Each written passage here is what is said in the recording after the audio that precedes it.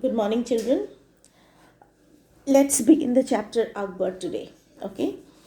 Um, Akbar was the greatest emperor to have ruled India after Ashoka. In fact, the greatest Mughal emperor to have ever ruled India.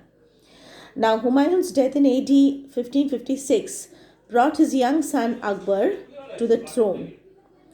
At the time of his father's death, Akbar was fighting the Afghans in Punjab under the guidance of his tutor, Behram Khan. And Akbar was crowned emperor in AD 1556 at the age of 13 only. He went on to become one of the most famous rulers of India. Now, previously we had learned that Babur had laid the foundation of the Mughal Empire in India, but Babur did not live long enough to consolidate his rule. His son Humayun, the next ruler, was defeated by Sher Shah Suri, and after Sher Shah's death, Humayun was successful in regaining his lost empire, that too after 15 years. But suddenly, Humayun also died in an accident. His 13-year-old son Akbar was proclaimed as the next emperor under the guidance of Behram Khan, who was one of Humayun's ablest and most trusted generals. When Humayun died, Akbar was at Kallanor in Punjab. Therefore, Akbar's coronation also took place in Kallanor in 1556 CE. Now, when Akbar ascended the throne, there was political instability and insecurity in North and Northwest India, and his rule was threatened by enemies from all sides. So, through his strategies and policies, Akbar took the Mughal rule to its finest glory and established an efficient government. After Humayun's death, his most trusted official, Behram Khan, served as Akbar's regent, or rather Akbar's prime minister. Behram Khan became the chief minister of the kingdom with the title of Khani Khana. Under Behram Khan's guidance, Akbar immediately began seizing territories throughout India. Now, as soon as Akbar ascended the throne, he had to face a major threat from the Afghans. The Afghan Emperor Adil Shah was preparing to attack Delhi under the command of his general Himu. Behram Khan, who was, again, let me repeat this, Akbar's trusted guardian, led the Mughal forces against the Afghan attack.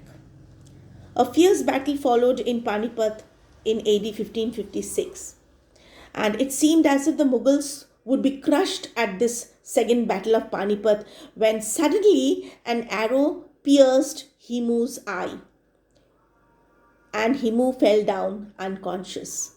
His troops fell into confusion and Akbar took the opportunity to defeat Himu and his men.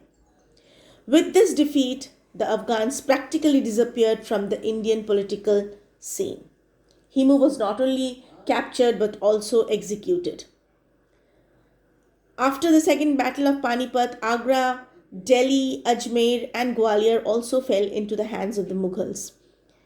For 4 years, Akbar amused himself in sports like polo and hunting while Behram Khan served his regent. What is a regent now? You would definitely want to know. A regent is one who rules during the absence of a country's ruler or when the ruler is too young. However, Adham Khan, Akbar's stepbrother, and his mother turned Akbar against Behram Khan. When Akbar was 18, he did away with the services of Behram Khan, who went on a pilgrimage to Mecca. And unfortunately, Behram Khan was murdered on his way to Mecca. And Akbar assumed all authority himself. He was very kind to Behram Khan's son Rahim, who went on to become a famous Hindi poet in Akbar's court. This man, This great ruler, Akbar, was one of the greatest kings in Indian history. He proved himself an able conqueror and an equally great administrator.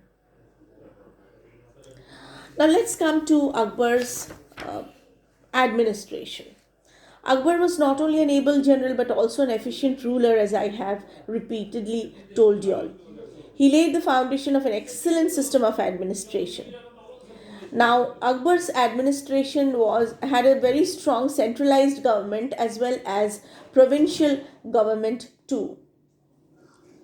Let's talk about the central administration of Akbar. Akbar established a strong administration and the Mughal emperor was at its center. Akbar was the law of the land, Akbar was the supreme commander of the army, and Akbar was the final court of justice. All appointments, all promotions, transfers, dismissals of army commanders were done by Akbar himself.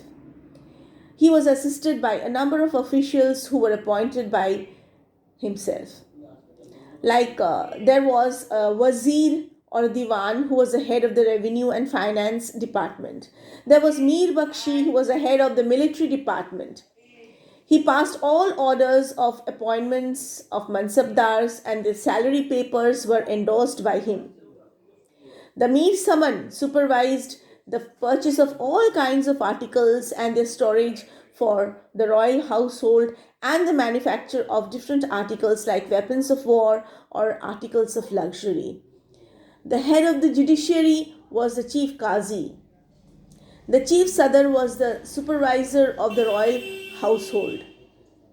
The emperor would meet his subjects to hear their pleas and grievances in the Diwani arm, which was the public audience hall, while he met with his ministers and councillors in the Diwani khas, which was the private audience hall. So, this um, uh, central administration of Akbar was very, very organized and very strong. Now, let's come to the provincial administration.